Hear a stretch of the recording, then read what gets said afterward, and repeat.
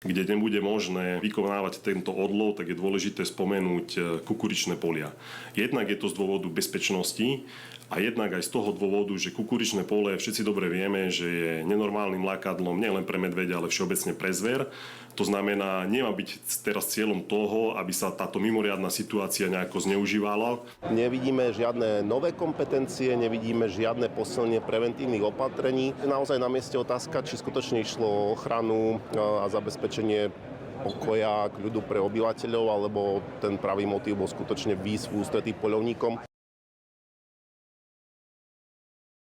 Mali to byť tí najlepší, najskúsenejší a miestne znali poľovníci, takže ako náhle ten užívateľ poľovného revíru vypisuje povolenie na základe rozhodnutia krízového štábu, tak je povinný vypísať len tomu členovi. Ako náhle tak neurobí, tak prirodzene všetko vieme dostriehnúť a dosledovať.